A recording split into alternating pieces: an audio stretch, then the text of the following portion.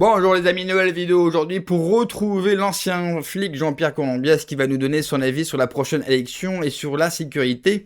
Et j'ai un avis un petit peu contraire à ce qu'il va dire, mais on va en discuter juste après de l'avoir écouté. Mais juste avant, n'oubliez pas de vous abonner, le pouce, le commentaire, le partage, le boost de la vidéo. N'hésitez pas à me rejoindre sur Telegram, vous avez le lien en description sous la vidéo. Et merci à tous ceux qui me soutiennent sur Tipeee, vous avez également le lien en description sous la vidéo. Allez, on l'écoute et on en parle juste après. C'est évident et on le voit avec l'intérêt de l'opinion publique qui se focalise dès lors qu'une affaire de droit commun commence à émerger et qu'elle prend une certaine ampleur. On voit avec l'affaire Jubilard par exemple, et puis le cambriolage aussi du Louvre. Dès qu'il y a un fait divers un peu qui sort des sentiers battus, il y a immédiatement une polémique qui naît et qui enfle. Parce que, il faut le dire, merci de l'avoir souligné, c'est ce que j'explique dans mon livre, La face obscure de la police.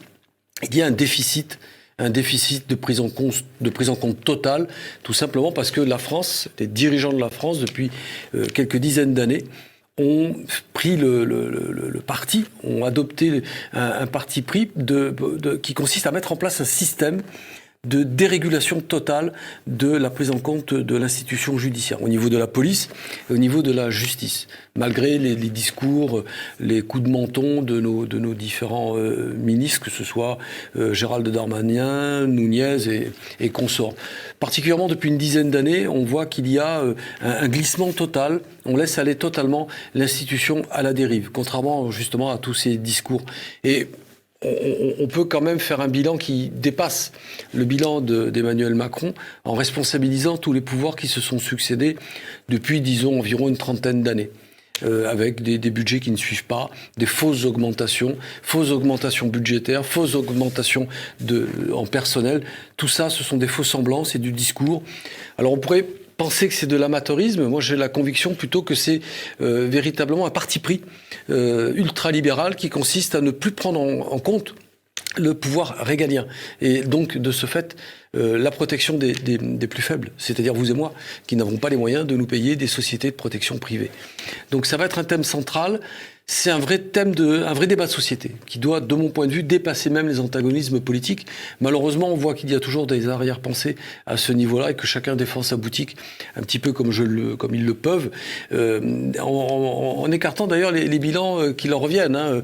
La droite parce qu'ils ont été un certain nombre d'années au pouvoir et la gauche parce qu'ils ont renoncé à aborder cette thématique de façon, je dirais, pragmatique et crédible. On reste dans les slogans, on reste dans les anathèmes, il n'y a pas de vraie programmation, à part de nous balancer systématiquement le même slogan autour de la police de proximité, sans d'ailleurs savoir réellement de quoi on parle à ce niveau-là. Il y a un vrai débat qui va naître, qui doit naître, qu'il faut provoquer, et peut-être que si on peut apporter notre petite contribution, bien tant mieux. Mais, parce que là, pour l'instant, on a l'impression que dans les déclarations des candidats ou des futurs candidats, on est dans les chiffres, la comptabilité, augmenter les effectifs policiers et judiciaires, augmenter les places de prison. On est dans une logique comptable. Est-ce que, selon vous, il y a un débat comptable et communicatif, pas encore eu lieu. Comptable et communicatif, c'est ce que j'explique là encore. Je suis désolé d'y revenir, mais c'est ce que je démontre dans ce livre. C'est qu'il y a en fait c'est même pas une annonce, ce sont même pas des annonces, c'est de la pure propagande. C'est-à-dire que d'un côté, on supprime des postes, on réduit des budgets, on ne modifie pas les concepts. Je rappelle quand même que le système de procédure police fonctionne mal, il dysfonctionne totalement, ce que j'avais déjà dénoncé en tant que syndicaliste il y a quand même plus de 10 ans maintenant. Et j'avais dit, attention, ça ne va pas fonctionner pour telle et telle raison. Pas parce que je suis un technicien hors pair, mais tout simplement parce que les gens qui étaient chargés de ce développement m'expliquaient, avec des petits dessins, vous savez, très simples, un enfant aurait pu le comprendre, que ça ne pouvait pas fonctionner de manière optimale. Bon, tout ça a échoué, tout ça échoue, tout simplement parce qu'on a vraiment affaire à des amateurs. À tous les niveaux. On parle d'augmentation de recrutement, par exemple. Sauf qu'on oublie d'expliquer à l'opinion publique qu'il y a des démissions par milliers. Jamais on a autant démissionné dans la police et dans la gendarmerie. Il y a un déficit de personnel dans la justice. Donc on va vous sortir des chiffres qui consistent à dire « Mais monsieur, non, il n'y a pas de déficit, on est au quorum ». Oui, effectivement. Sauf qu'on oublie d'expliquer que la masse de travail, elle, a été multipliée par 5. Et que de fait, il n'y a plus d'adéquation entre le nombre de fonctionnaires de la justice présent et la réalité du travail qui leur est dévolu. Et c'est pareil pour la police. Police qui, en plus, s'accompagne d'une véritable révolution structurelle, puisqu'on voit bien que le discours qui a tendance aujourd'hui, qui tient la route, c'est quoi ? C'est la municipalisation de la sécurité. On décale le pouvoir régalien vers le pouvoir municipal, sauf que tout le monde n'aura pas les moyens de se payer une police municipale digne de ce nom. Et après, vous avez la manipulation des chiffres. Ça, c'est vieux comme le monde. On trafique allègrement les statistiques pour présenter un visage à peu près respectable à l'opinion publique et au peuple, devant lequel ces braves gens doivent rendre des comptes. Oui, on voit par exemple l'ancien ministre de l'Intérieur Bruno Retailleau, désormais candidat, qui a multiplié les conférences de presse pendant son passage Place Beauvau pour faire de l'autosatisfaction. Selon vous, une autosatisfaction qui n'est que de façade, qui n'est que de la poudre aux yeux. C'est de la com, c'est de la com pure et simple. Moi, je renvoie ceux que ça intéresse à des ouvrages de référence, comme celui de David Colomb sur la propagande, justement, qui explique les mécaniques de communication de ceux qui nous gouvernent. C'est-à-dire qu'il y a une façon de présenter des chiffres, des augmentations partielles, des baisses de crédit qui sont tendancielles, mais pas tant que ça. Enfin, il y a toute une rhétorique de ceux qui nous gouvernent pour nous faire passer des vessies pour des lanternes. Parlons clairement. Voilà. Il y a des mensonges d'État à répétition, parce que dans le même temps, on a des satisfecit, ou plutôt des auto-satisfecit, et on exfiltre un maire avec l'aide du RAID, parce qu'il est menacé par des mafieux, par des trafiquants de drogue. Donc, à un moment donné, les faits s'imposent à nous, et la réalité va se fracasser. Enfin, le principe politique va se fracasser contre le mur des réalités. Oui, vous faites référence au maire d'Alès, dans Absolument. le Gard, qui a reçu des tags sur son domicile, Ouais. tags menaçants, et un courrier de la DZ, enfin, en tout cas attribué à la DZ Mafia, signé de la DZ Mafia. Ce même édile qui, quelques mois plus tôt, affirmait que l'insécurité à Alès était exagérée par des chaînes de désinformation. Maintenant, il voit ça de ses propres yeux.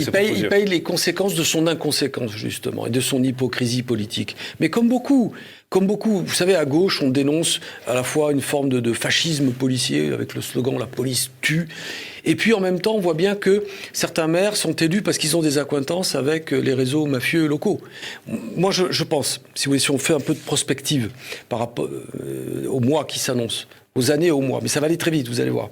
À partir du moment où l'État se retire, c'est un peu comme la mer qui se retire au moment où la marée basse, on est sur le sable, d'accord ? Et là, il y a la réalité du sol, on le voit. Donc l'État s'est désengagé, et la réalité qui reste face à nous, c'est celle des gangs, tout simplement. C'est la seule organisation, ce sont les seules organisations structurées, avec un commandement, avec une hiérarchie, et eux sont en ordre de bataille. Et on risque d'avoir, à un moment donné, ça, conjugué, alors ce retrait du régalien, conjugué avec une départementalisation ou une régionalisation politique démultipliée, on va arriver à une féodalité mafieuse. Ce que je veux dire par là, c'est que ceux qui sont en responsabilité au niveau des régions et des villes vont constituer des proies toutes trouvées, d'abord pour la corruption, tous ces systèmes corruptifs, et ils vont être la cible d'organisations criminelles qui sont déjà là, mais qui n'attendaient qu'une chose. Ce sont les réformes Darmanin, par exemple. Ils n'attendaient que ça, la pulvérisation du pouvoir judiciaire face à eux. Il n'y a plus de réponse judiciaire à la hauteur, et donc la nature et horreur du vide, ce sont les criminels qui vont occuper le terrain. Voilà à quoi nous allons être confrontés dans les mois à venir. Et c'est pas du tout du conspirationnisme, c'est pas, je suis pas en train de fantasmer sur un avenir noir. Ce sont juste des faits. Ces faits sont dénoncés par certains, moi avec mon petit niveau, mais lorsque vous lisez justement certains comptes rendus réguliers de Xavier Hofer, que vous devez connaître, ou même d'Alain Bauer, le bilan est accablant. Leur constat est cruel. Face à cette hypocrisie politique. C'est un débat intéressant de se dire que la sécurité, que les violences, que l'immigration sera au cœur du débat de l'élection 2027. J'ai envie de répondre oui, mais, et le mais est important, car c'est un facteur plus qu'important, c'est les Français. Les Français, c'est vrai, observent qu'il y a des problèmes, liés bien sûr à l'immigration, liés à la sécurité. Très bien. Donc il faudrait prendre des mesures. Mais vous savez, entre vouloir que cela change et accepter des mesures dites radicales, la frontière est immense. En France, même si la situation paraît extrêmement difficile, ça se règle très facilement. Le problème français lié à la violence, lié à l'immigration, se règle très facilement et rapidement. Mais pour ça, il va falloir prendre des mesures. Est-ce que les Français sont capables d'accepter ces mesures? Là encore, je m'interroge. Car c'est facile dans les sondages de dire oui, oui, moi je veux la fin de l'immigration, je veux qu'on régule, je veux qu'on vire les gens, je veux qu'on les mette en prison, je suis pour la peine de mort, etc., etc. C'est ce que les Français généralement répondent. Bon, très bien. Mais au moment de voter, réellement, seront-ils capables d'aller au bout de leurs envies et de leurs idées? Si on observe la vie politique française depuis les 30 dernières années, la réponse est non.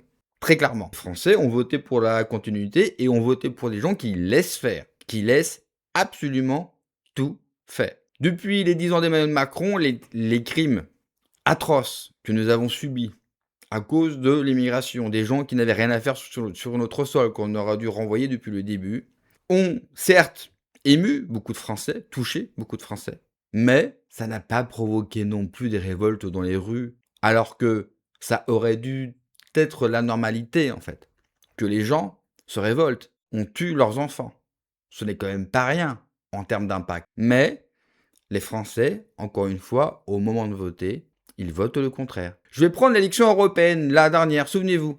La carte de France était bleu marine. Le RN avait tout gagné, était en tête dans toute la France, hormis bien sûr la région parisienne, mais ça, la région parisienne, ce n'est plus la France depuis très longtemps. Mais ça, c'était le premier tour. Et le premier tour en France, on le sait, ça n'a pas d'impact.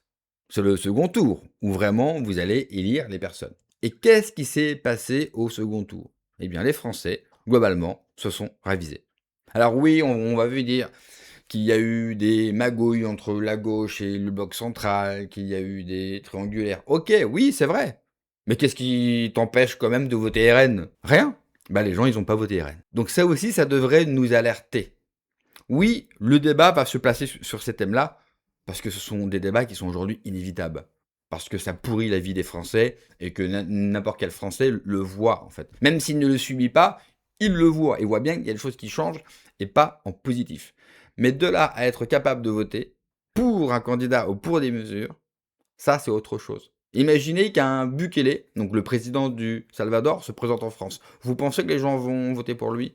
Vous pensez que les Français, globalement, si vous leur dites, bah écoutez, on va arrêter tous les criminels, sans les juger, voilà, tous les criminels, tous ceux qui sont liés de près ou de loin à des crimes ou à un trafic de drogue, on va tous les arrêter, tous les mettre en prison avec aucune durée, c'est illimité. Et pour tous les étrangers, c'est renvoi automatique. Les Français aujourd'hui, en 2026, sont-ils prêts à voter pour ça? J'en suis pas sûr. Malheureusement, j'aimerais vraiment l'affirmer, mais je pense que personne ne peut l'affirmer. Là encore, on est trop souvent, je trouve, dans du fantasme politique au lieu d'être dans de la réelle politique, c'est-à-dire prendre en compte réellement comment est notre peuple. Même si cela nous fait du mal, même si cela nous attriste, c'est la réalité. Et je pense que les Français commencent à mûrir peut-être sur ces thèmes-là, mais ne sont peut-être pas encore prêts à passer tout simplement le cap. Merci d'avoir regardé la vidéo les amis. N'oubliez pas comme d'habitude de vous abonner, le pouce, le commentaire, le partage, le boost de la vidéo. Prenez soin de vous, que Dieu vous protège. Allez, ciao.